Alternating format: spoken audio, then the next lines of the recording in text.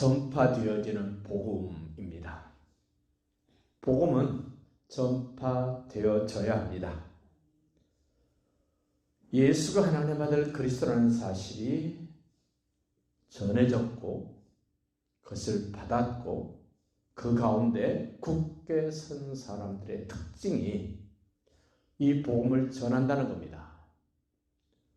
복음을 전함으로 구원의 역사가 계속 되어질 것입니다. 받지 않고는 전할 수 없습니다. 받지 않고는 다른 사람에게 가르쳐 줄 수 없습니다.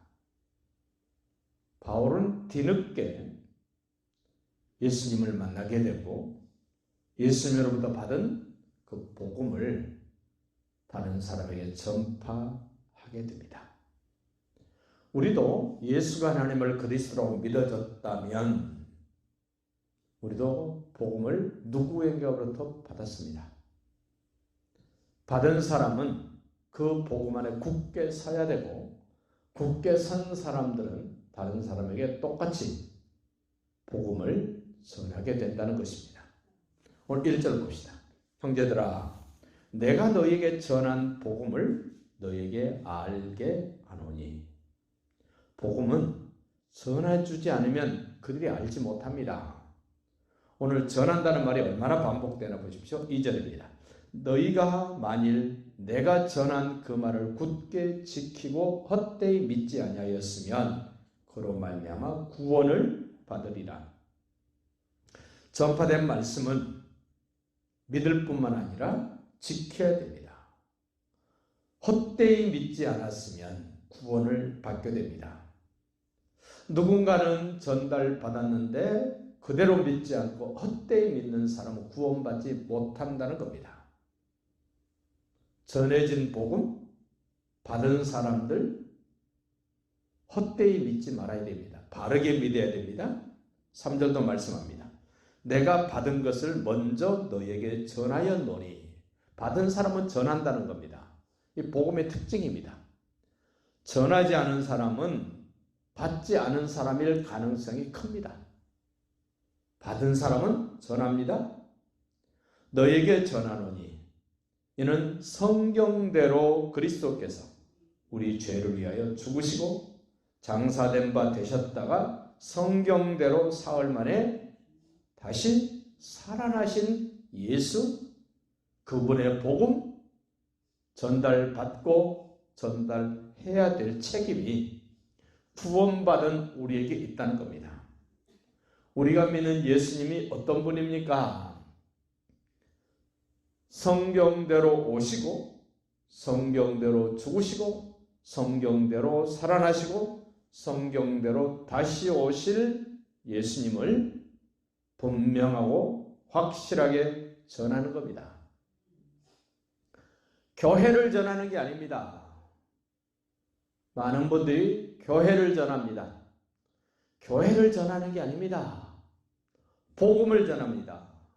성경대로 죽으시고 성경대로 부활하신 예수님을 전하는 것입니다. 우리는 전해야 될 내용, 전해야 될 대상 확실하게 정해야 됩니다. 그 예수님이 죽으시고 부활하시고 5절에 봅니다. 게바에게 보이시고 베드로에게 보이셨다는 겁니다. 부활하신 예수님을 경험했던 마리아가 급히 서둘러서 제자들에게 이야기합니다. 베드로, 요한이 다름박질합니다. 예수님의 무덤을 향하여 다름박질합니다. 확인했습니다. 부활하신 주님을 만났습니다. 그 후에 12 제자에게 보이셨습니다. 그 후에 500여 명에게 동시에 보이셨습니다. 한 사람, 두 사람에게 보이신 것은 행여 잘못 볼 수도 있습니다. 그러나 500명이 동시에 잘못 볼 수는 없습니다. 확실합니다. 그리고 예수님의 부활을 경험했던, 부활하신 예수님을 만났던 500명 중에 대다수가 살아있을 때 이 고린도서를 썼다는 겁니다. 예수님을 만난 경험이 있는 사람들이 살아있을 때, 대부분이 살아있을 때 바울이 이 편지를 써서 보낸다는 겁니다. 500명을 만나주시고 난 다음에 예수님이 육신의 동생인 야고보에게 찾아가셔서 만나주시고, 예수님이 사람으로 이 땅에 계실 때 예수를 하나님 아들 그리스도라고 믿지 않은 것은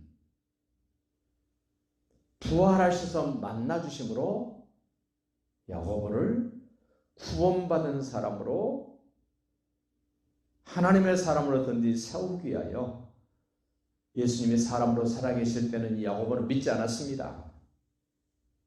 자, 형님 보고 무책임하고 약간 정신이 나간 사람, 이런 표현을 씁니다. 그러나 부활하신 후에 예수님이 찾아와서 만나주시니까 야고보는 달라졌습니다. 변화됐습니다. 새로워졌습니다. 그래서 그는 사도행전 15장에서 최초로 기독교인의 총회가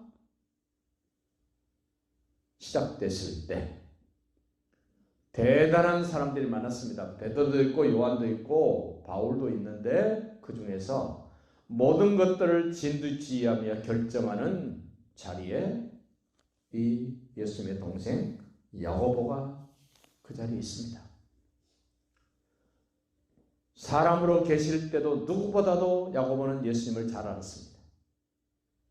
사람인 예수, 부활하신 예수님을 만나고 난 다음에는 이제 하나님이신 예수님을 너무너무 확실하게 알았던 야고보. 야고보를 만나주고 난 다음에 그 후에 모든 사람에게 우리 주님이 찾아가셔서 만나셨습니다.